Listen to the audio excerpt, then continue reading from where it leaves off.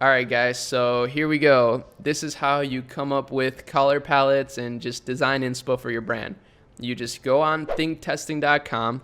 Pretty simple stuff so far. Hopefully you're following along. And once you're here, all you got to do is just browse, bro. All you got to do is just browse around, try to find a brand that represents something that you're trying to go for, or at least, looks like something that you would want to emulate.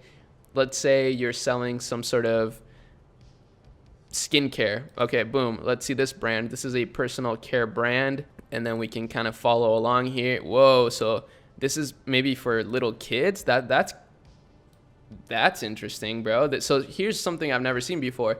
Skincare for the little ones. Skincare for babies. That's actually genius. I mean, as long as it has good ingredients. But judging by all of these badges right here, I'm guessing they're using good ingredients. So it's not, suspicious. Because obviously if these were bad, I would never, ever, put any sort of skincare that's going to harm my little baby, right? Or who would? Nobody would. So, that's why this is a good niche, though. Here's a great color palette. So if you're starting a baby brand, we just in 2 seconds found some insane inspiration. So these colors are kind of like crayon colors, right?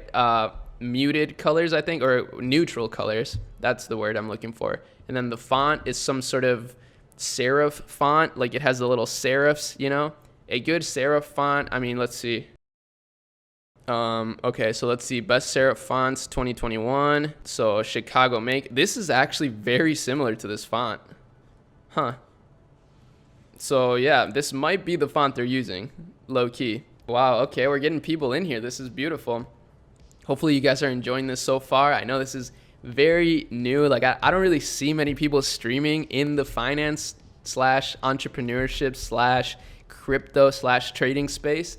So I think maybe that's my little edge right there, right? What do you guys think about that? Yeah, so that's how you find inspo, bro. So just go on Think Testing and get some good inspiration. And then of course, just your traditional, on TikTok, go to TikTok made me buy it hashtag.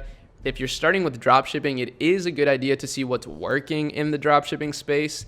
And then if you mix that with what's working in the branding space, that's how you get an explosion of success right there, bro. So hopefully that helps. And yeah, that's how you get inspo for your brand. So yeah, that's about it for that one. Boom.